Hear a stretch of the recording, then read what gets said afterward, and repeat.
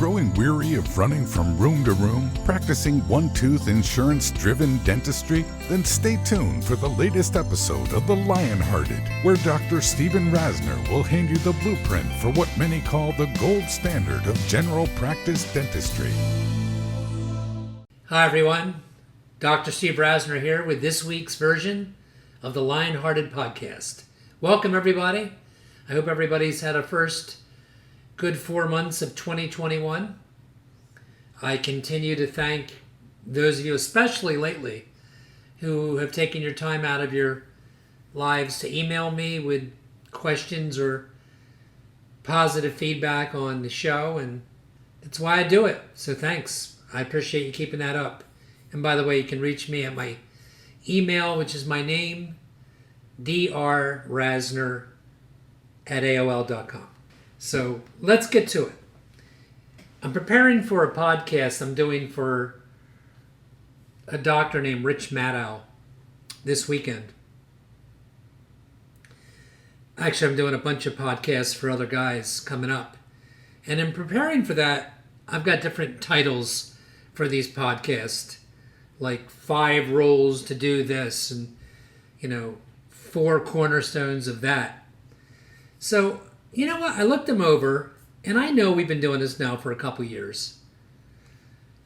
And I know no matter how often I hit a topic, I think 90% of you will think about it, but you won't do anything about it.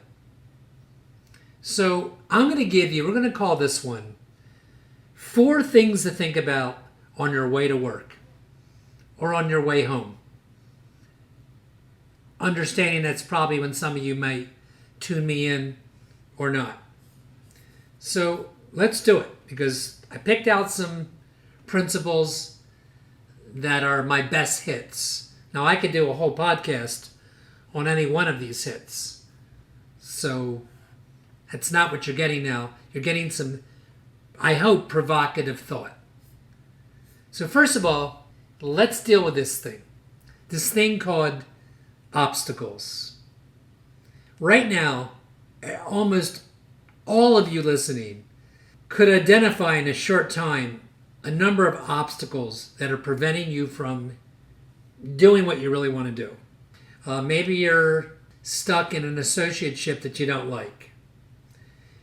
Worse, maybe you bought into a practice or inherited a relative's practice that you're unable to impact change there. No one will listen to you because the guy that's transitioning with you is still there, and he probably has some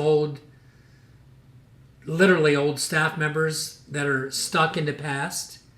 I know that happens. Maybe some of you are in D school right now and even questioning if this was the right choice because, I don't know, a number of things that may be happening to you at level D, 2, 3, or 4. Wherever and whoever you are, I know you have obstacles. Trust me on this one. I could write a book about obstacles. And so this is what I want you to know. Some of them are real. I went online the other day and I looked at how our dental office is doing. And wow. Over and over, patient volumes at dental practices continue to decline. The pandemic will continue to affect practices well into 2021. Dental practices led healthcare job losses in April, blah, blah, blah. So, I guess for some of us, to be truthful, I've heard from a number of you, especially the seasoned veterans, that you're killing it. And I think that's true for many of you. I do. But we all are at different stages of our path. Those of you right out of dental school face enormous dental school debt that many of your older colleagues like me didn't have to navigate through. I mean, we had to navigate through debt, but not like this. And then there's the corporate obstacles of corporate chains all over our industry gobbled up a lot of my colleagues which make it harder for you to find that golden opportunity, doesn't it? So what the heck should you be doing? First of all, I know a lot of things I say to you are not really profound. They're things I've thought of and philosophy I followed in my career that helped me. And I know it helped many of you, which is why I impart it to you. So this is what I want you to think about.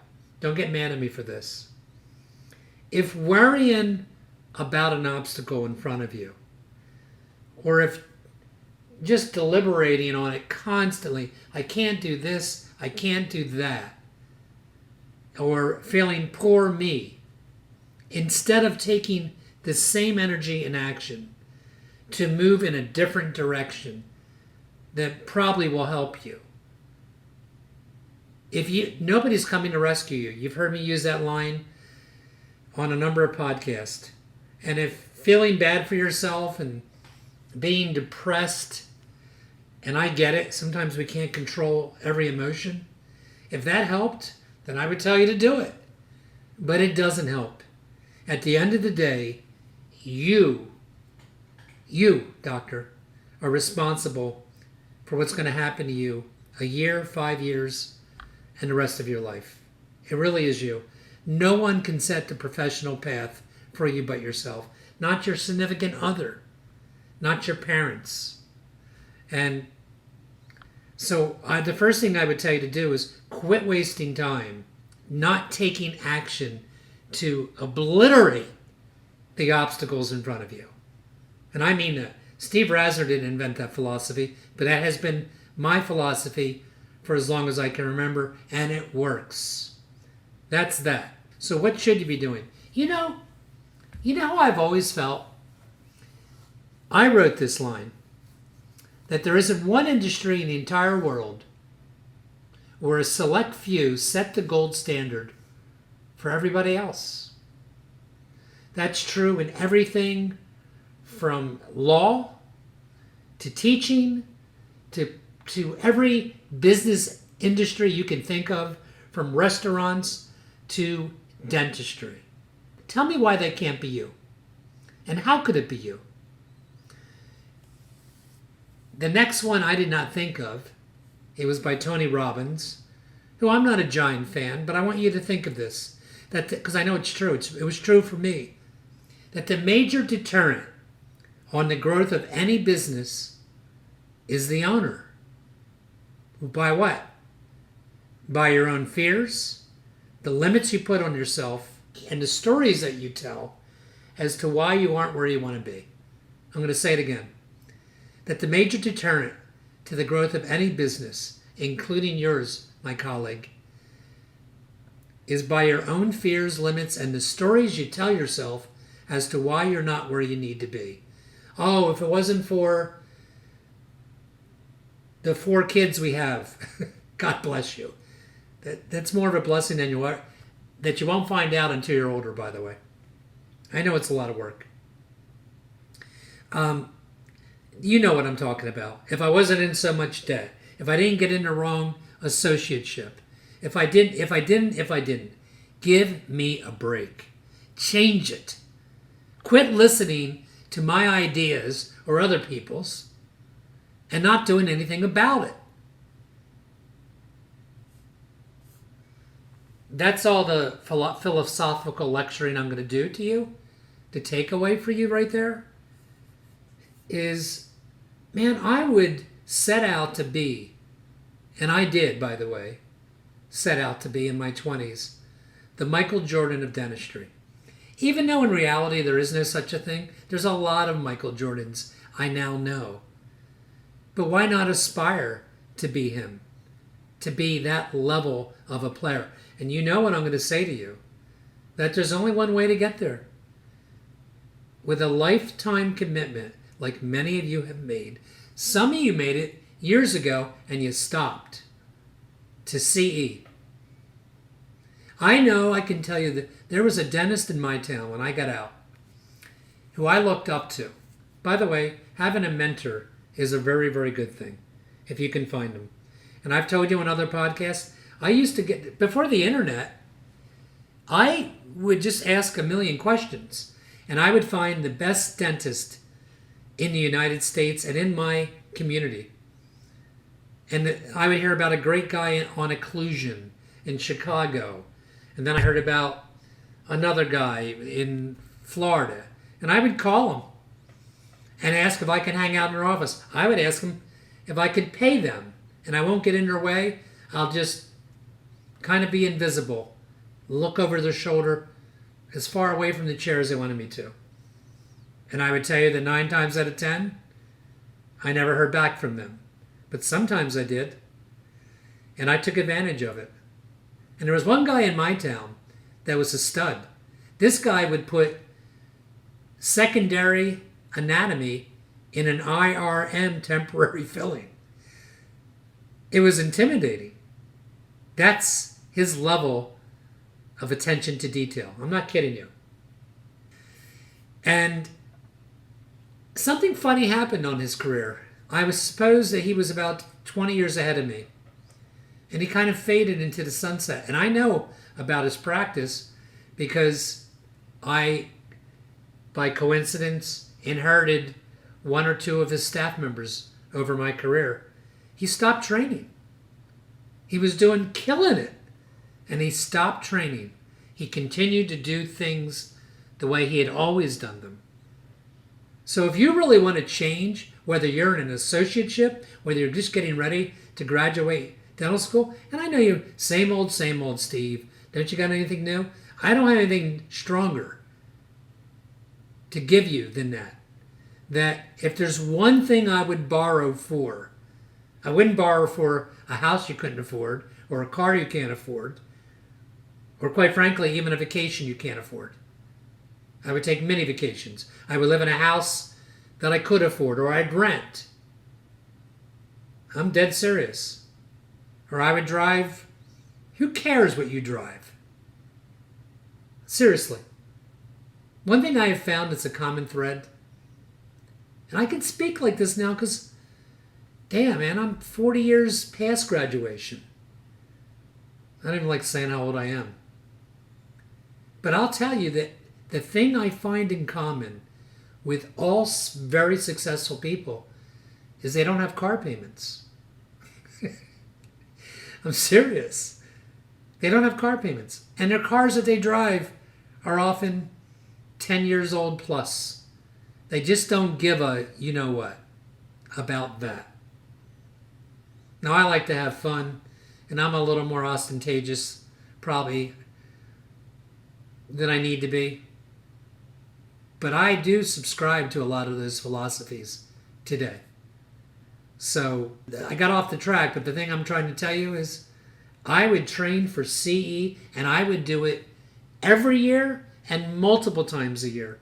That is the biggest determining factor. I used to say in my lectures, you go back and look at the best week you ever had in practice, or the best Monday you ever had in practice. It was right after you took a course, I guarantee it. I don't do ortho. So I would be an absolute weakling to promote ortho other than sending them to my orthodontist, which obviously that's what I do. I missed the whole Invisalign thing. Well, I didn't miss it because he can't do everything. And I think you know by my podcast that I do an inordinate amount of surgery. So let me get on to other things for you to think about. The takeaway here is you're the deterrent. You are. And when you accept that and change that dialogue, then you're going to feel it. Leap and the net will appear. Remember that. Leap and the net will appear. Here's a couple other tenets I want you to think about on your way home or wherever you're at right now. Your goal for every patient in your office starting Monday is to leave with a positive vibe, a positive attitude, no matter what went on in your office. Did you guys work collectively as a team to make that happen? If it was a new patient, whether or not they committed to new treatment. If it was a recall patient, that was engaged with you in a conversation for 25 minutes about an implant to replace number 5 or a bridge, but they didn't do it. But they left with a good attitude about you. They felt educated, not pressured. They didn't feel like you were trying to get in their pocket. They left trusting you. Think about that. That should be your mantra. That the people that come into this office today leave with a positive vibe about this office. That should be your 100% goal. You don't always reach it, I realize it. But is that even a thought in your head? You know what your thoughts are, some of you? Some of your thoughts are you don't have enough patience. And you're just riddled with tension and stress because you don't have that. I can help you with that, by the way, if you want to talk for a couple podcasts about branding. Some of you are the opposite. Some of you are stressed because you have too many patients. And that's a very easy thing to fix. Write to me, for goodness sakes, if either one of those scenarios. But no matter what, when you walk in on Monday, whether there's one patient in the first 2 hours or too many, remember something. Every one of those people in that room made arrangements in their life. They got babysitters. They had somebody help them watch their elderly parent. They left work. They rearranged their schedule and had it on their schedule for weeks to come to your office at that time slot when you're looking in your reception room or into an operatory. Doesn't that make you feel like you owe that to them? To have them experience, yes, I am worthy. This is why you come to me. And by the way, when you're out of network like me, when you're a fee for service practice instead of a free for service practice dictated by insurance companies, that's an incredible feeling. And I want you to know something. It used to stress me out. Just like I remember looking in my reception room on certain days. I'm going back a ways on this because it hasn't happened in a long time. And I remember looking at a full waiting room and thinking, oh my God, these things I'm asking you to think about are so real. You know, not getting hung up on obstacles, being prepared and feeling proud and feeling really accountable for the people that come to you each day. Let me give you a couple more before I'm done. Riddle. What is the best quality new patient? That's something I want you to think about. You get new patients that'll be in next week. Some are going to come from the internet. Some will come from maybe an advertisement campaign that you're running. Which is the best one? Here's the answer. It's the recall patient. The one that used to come to you that fell out of treatment is by far the best one. They already told you by coming back to you that they trust you. So here's the question.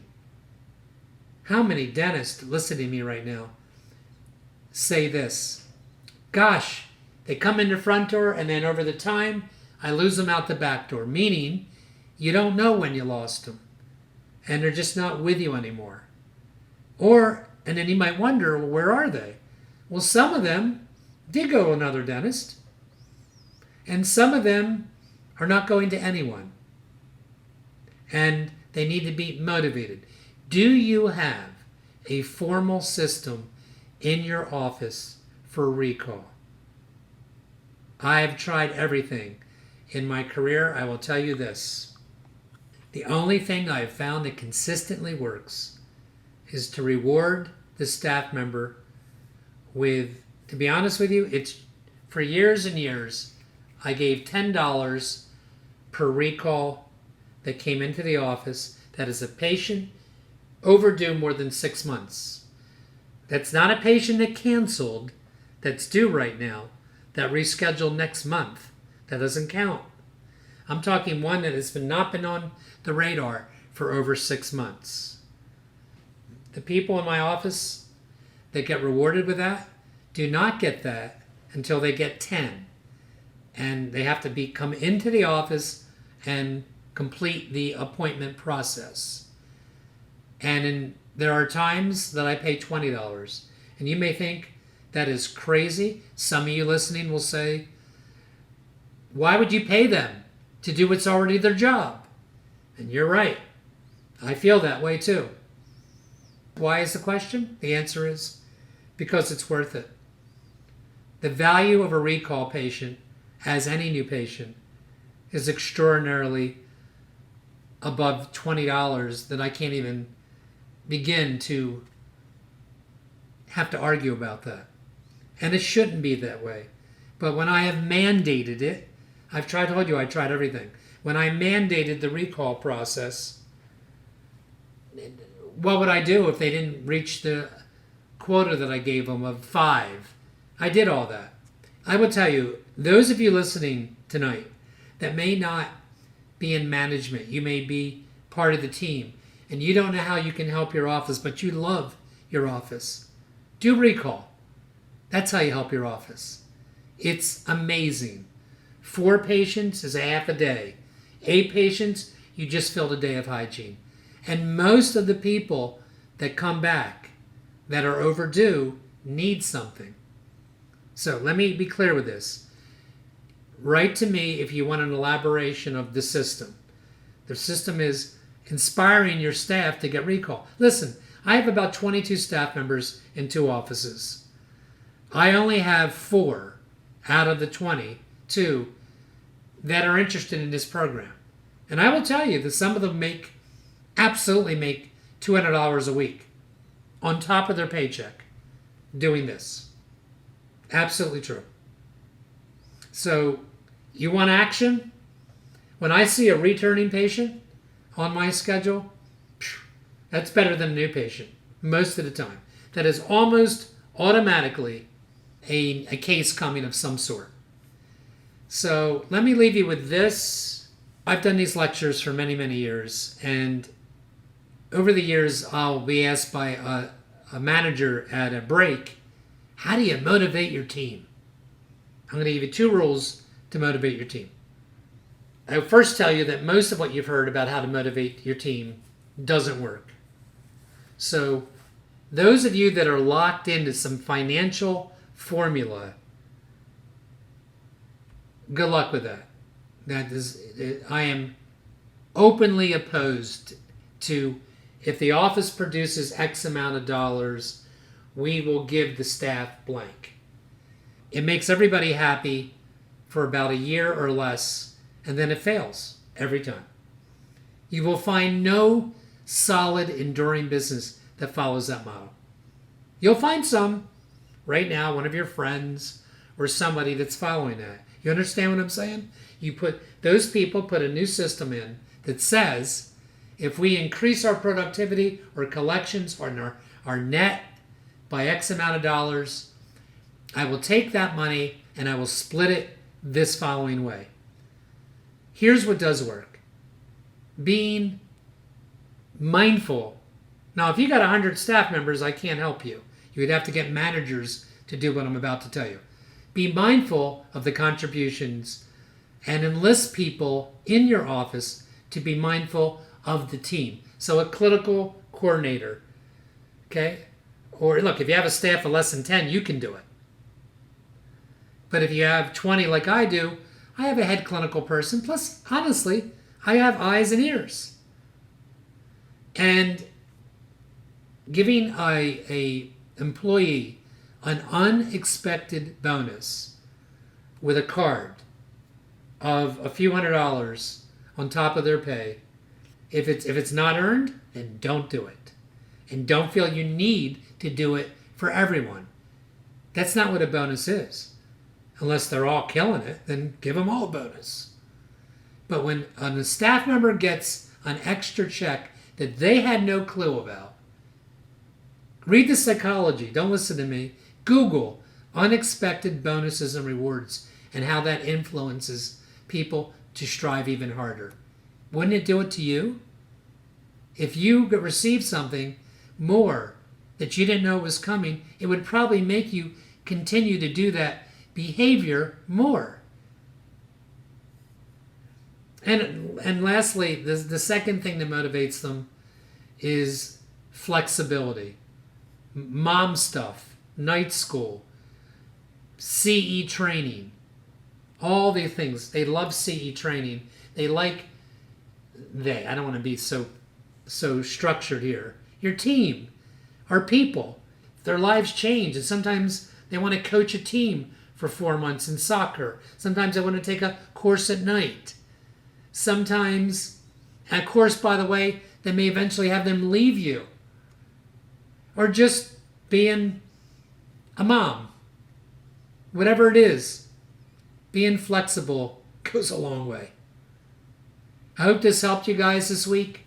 I was trying to give you my greatest hits. I didn't get through a third of them. If you like that, give me feedback. I hope it helped. I hope you're having a great May. Let's continue to kill it on the Lionhearted.